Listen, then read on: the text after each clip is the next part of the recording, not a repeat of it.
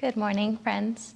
We're going to start with a chant today, Door of My Heart, which Paramahansa Yogananda recommended that we sing when we are longing for the presence of Divine Mother, when we feel her distance in our hearts. It's not her absence because she's never absent from us, but when we're feeling forsaken or when we're feeling that distance of Divine Mother, Yogananda recommends that we sing this chant to call upon her and raise our consciousness and lift our energy so that we can feel that divine presence, which is the topic we'll talk about today.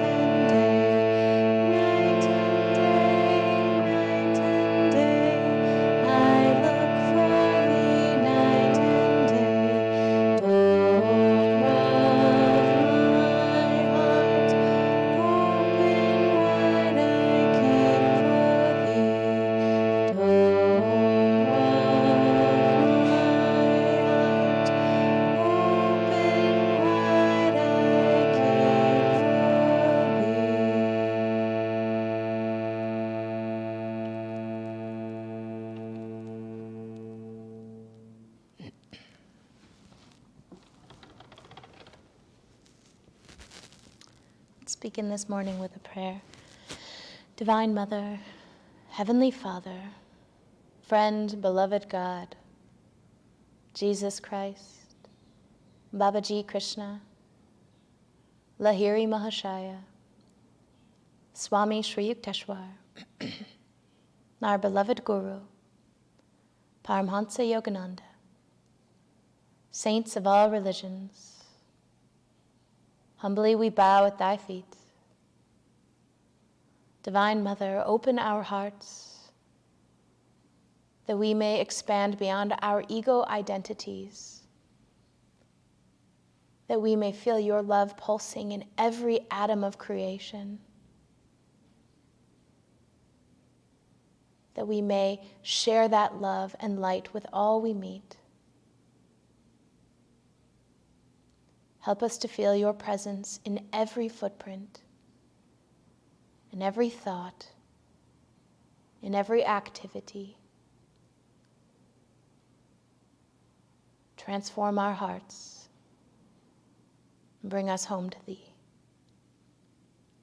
Home, peace. Amen. Good morning, everyone. It's been a few weeks since I have been here with all of you in this format. We had Spiritual Renewal Week a few weeks ago, and then last week I was away. And so last night I was reflecting on what had happened in the last 2 weeks and where I was. It had felt like such a long time since I'd been here with all of you and been able to communicate and talk. And so I was thinking about this concept of the urban renunciate and what I could share from this little period, this little hiatus that I've had. And what I realized is that it's been a long 2 weeks for me because I've been caught up in this emotional narrative and just sort of swept up in some of these ego identities and frustrated and kind of fighting and pulsing a little bit. And I didn't feel that every day, walking through my life every day. But when I stopped and paused last night and reflected on really what's gone on since the last time I've been with my friends here, that's what I realized. And a lot of it, there were a few different circumstances that sort of added to this emotional state that I've been feeling. But one in particular that I'll share that ties into what I'd like to talk about today. I was asked to speak somewhere about 3 months ago, and then in the course of life and the course of how things have changed, schedules needed to be changed, and I was rescheduled and I was rearranged. No longer am I speaking. I was supposed to be speaking somewhere this weekend. No longer am I speaking there. I'm speaking a little bit later in a couple of weeks.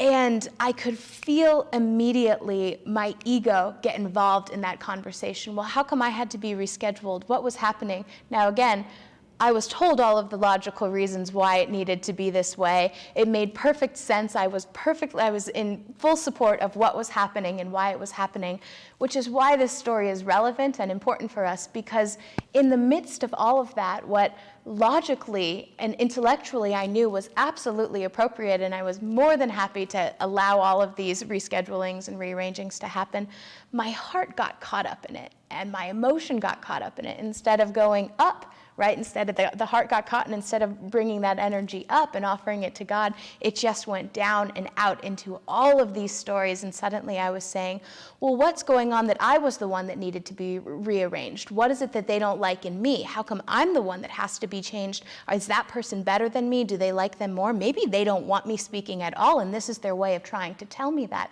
On and on, just spinning these stories in my mind.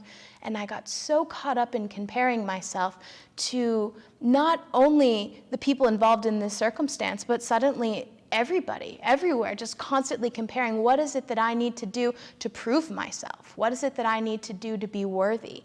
Which is such a common conversation so many of us have. This concept of worthiness, are we worthy of fill in the blank, but ultimately that blank gets filled in with, are we worthy of God's love? But whatever it is on the material plane, on the emotional plane, whatever it is that we're getting caught up in, that question, am I worthy, is such a dangerous game to play, because it's this God-shaped hole that each one of us is carrying around, and we're just constantly trying to fill it with whatever we can to bring us those satisfactions, to prove ourselves. And when we're out there trying to prove ourselves, this is where I got in my contemplations with this little vritti of energy that I've been spinning for a few weeks now.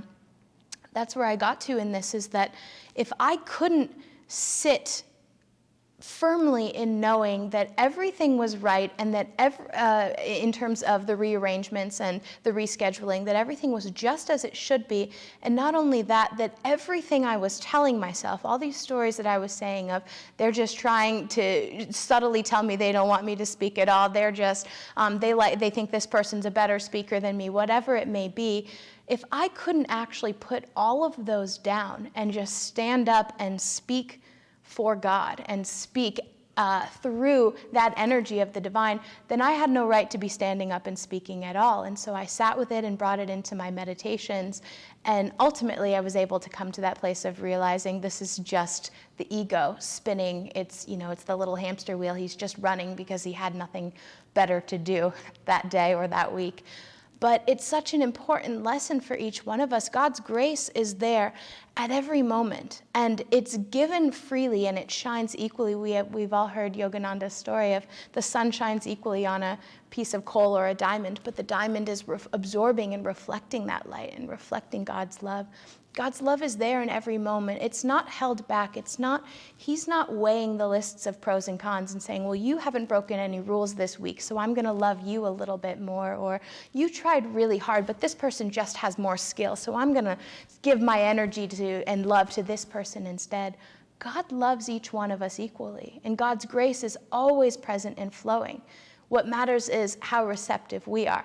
And when we're in those emotional states and we're spinning those vrittis saying, well, how come, what if, why am I not? All of a sudden that I that gets repeated. I'm just going to move my clock so I can see what time it is. Sorry. That I that keeps getting repeated, we get lost. I lost my train of thought, but let me come back. Let me move on to the next piece. And then that thought will come back to me.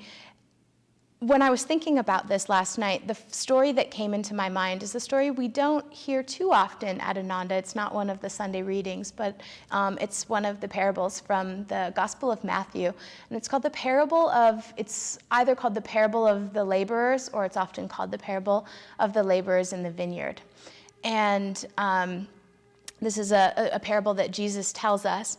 And he says that a landowner goes out early in the morning, and he needs help working in his fields, working in his vineyard. So he goes out early in the morning, and he comes to the marketplace, and he selects a few people to come who are standing around waiting for work. And he says, I'll pay you, I don't know what the equivalent is, I'll pay you 3 shillings to come and spend the day working in my vineyard. And they say, okay. And he brings them back to the vineyard, and they start working.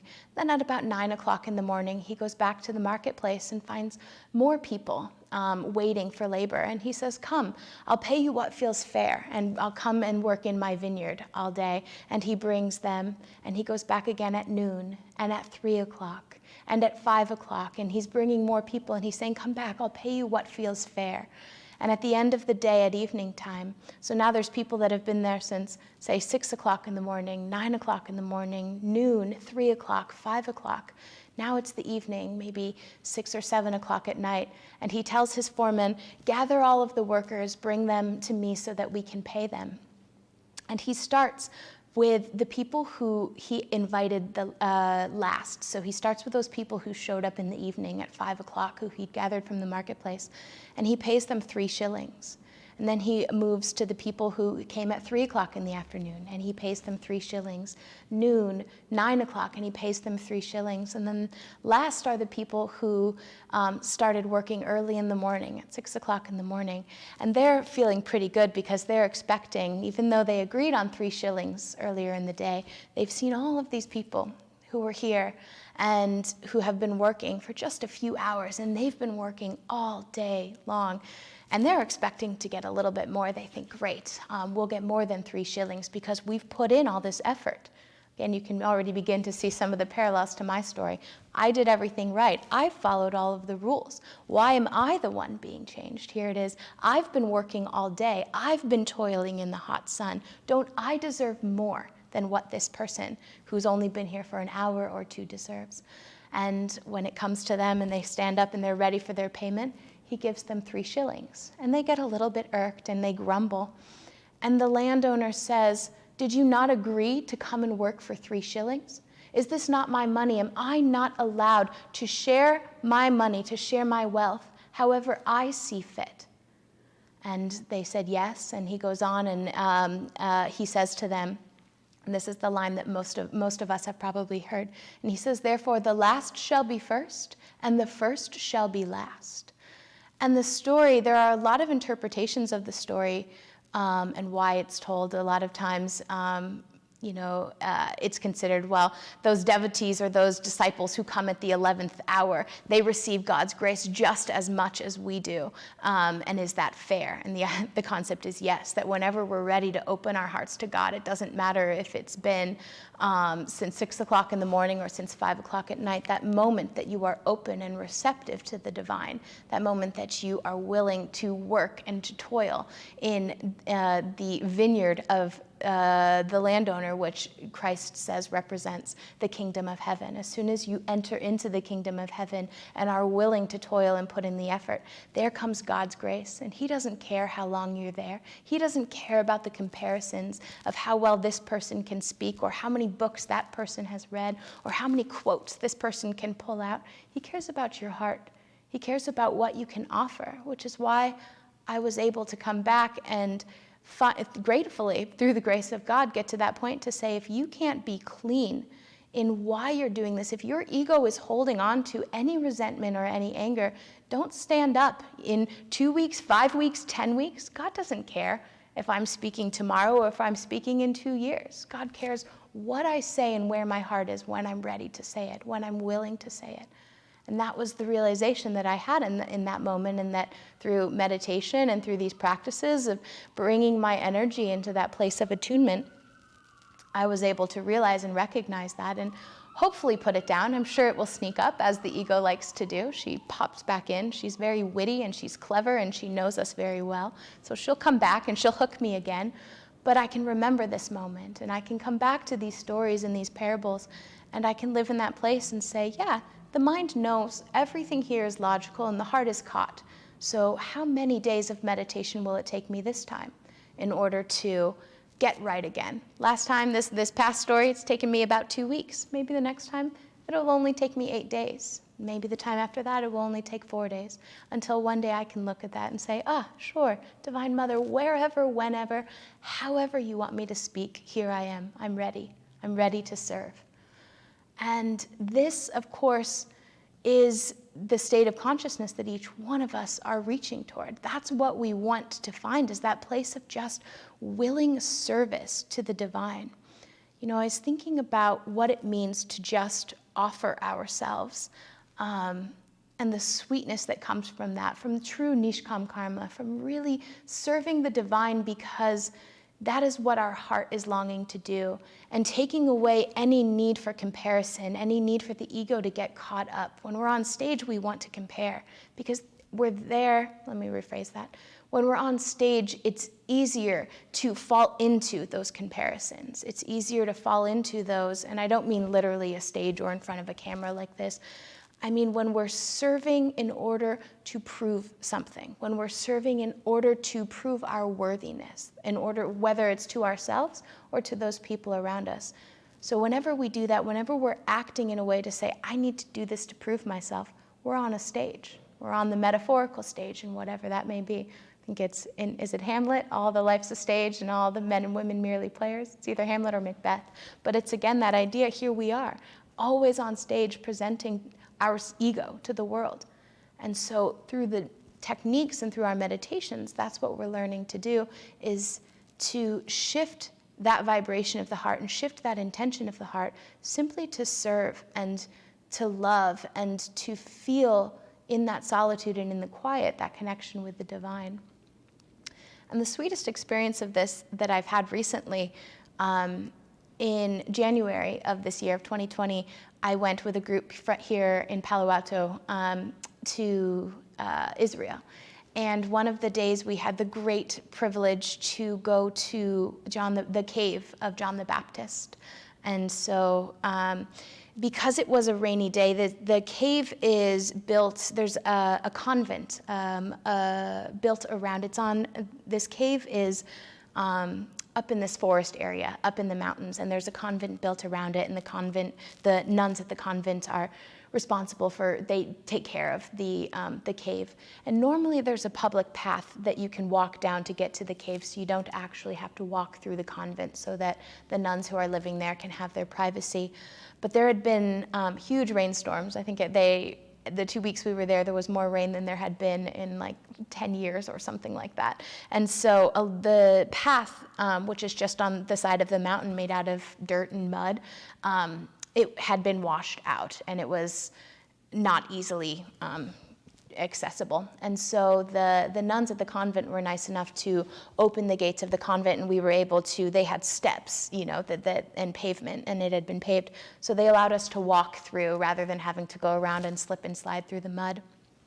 And as we were walking through, it was a small space. There was maybe, I don't know how many people lived there, but we saw maybe 4 or 5 people. It wasn't a huge convent. And it was, every woman that I saw, it just touched my heart. There were women of all different ages. And it was cold because you were up in the mountains, and everyone was just wrapped up in their scarves and their meditation shawls. And there was just such a sweetness and a quiet to the entire space. And you could just feel that energy of the divine, that there's nothing here to be proven. This was just a group of women who loved God and who dedicated their lives to finding God, to praying with God, to meditating, serving God in this capacity that wasn't public. There was no room, and that's what I'm coming back to, there was no room for comparison, there was no room for fighting or ego involved. It was the epitome of simple living and high thinking, just this sweet space. There was, a little dormitories and quarters, and then a space where they all had a shared kitchen and a little laundry house, and there were cats just lying around in the sun. It was so sweet and so still and so humble. And then we walked down through this convent, and you end up in front of the cave of John the Baptist, which again, if we think about, many of us know the song from the oratorio, John, renouncing all, left his home, wrapped in solitude, far from men's ways. Long years he spoke only to God, till silent of soul, wisdom did cure the ache of his love, of his heart. Then he did see God alone. I think I missed a few words in there, but that's the essence of it. The epitome of what renunciation looks like. John renouncing all, left his own home as a young man. He goes and he lives in this cave, wrapped in solitude. Long years he spoke only of God, till silent of soul, wisdom did cure the ache of his heart. There's that ache, that longing, that need to be worthy, that feeling of, am I good enough? There it is, that ache, that God-shaped hole that each one of us is carrying around, asking constantly, long I fear to face your love, lest our emptiness it proved. We always hold back. There's this fear that if we just let go and fall completely into the divine, what's going to be there on the other side? And here we had this example in the midst of all of this humility of the ultimate renunciate, walking away from everything, feeling only God. And I was thinking about that form of renunciation and what that looks like here. We don't have the ability to just head off into the mountains and live in a cave. Our lives look very different. Yogananda, Swami Kriyananda, they've created a different life for us. And what is our form of renunciation? What does it mean to completely speak only to God? Long years he spoke only to God, till silent of soul, wisdom did cure the ache of his love. For us, this new form of renunciation, it's not about pushing away from the world, filling that ache. It's not about renouncing the world. It's about leaning more deeply into it, expanding ourselves beyond it. In Swami Kriyananda's book, Secrets of Self-Assurance, he talks about this, that the secret to self-assurance, the secret to walking around with that confidence and that power of God, it's about self-expansion, that a contracted ego is all about the me, the my, what am I doing, how can I do this better? And again, he uses those words, just like I was describing in this story where I started. He uses those same words. He says that the contracted ego will say, well, this person is in the way of allowing me to prove my worthiness, or that circumstance is stopping me from feeling worthy. There's that me and that my. And he says that the antidote to that is to expand, to include everyone, to expand our sense of self, to expand our heart. So where John the Baptist here in this experience I had of just sweetness and humility and complete renunciation in this cave of John the Baptist, we can take that and look at that form of renunciation and what we're being asked to do in expanding outward to include everyone. It's about being able to celebrate our ability to recognize and to know that everything we're doing and every relationship that we have is an opportunity from the divine and is an opportunity to serve the divine. Whether we're doing that in a cave and we've pulled it away from the world and we're meditating and praying only with God, long years he spoke only with God, or whether we're out there having our schedules rearranged, moving around, interacting with people, standing beside someone who is brilliant and smart and skilled and saying, gosh, I can appreciate everything that this person is, everything this person has to give, and the way that the divine flows through him or her, just as much as I can appreciate the ways the divine flows through me. What a beautiful opportunity, self-expansion, to include everyone. This is ultimately where we're headed. I'll end with one last story. It's one of my favorite stories, and it'll be quick. There's a young man who comes to the ashram of his guru, of his teacher, and he dedicates his life to his teacher, and he dedicates his life to living at the ashram. And throughout his life, he's doing all of his practices and connecting with God, as well as working and laboring in all the ways that he's asked to do, anything that his teacher asks him to do, whether it's collecting wood and making for fires, or whether it's cooking meals, whatever it is, he's serving.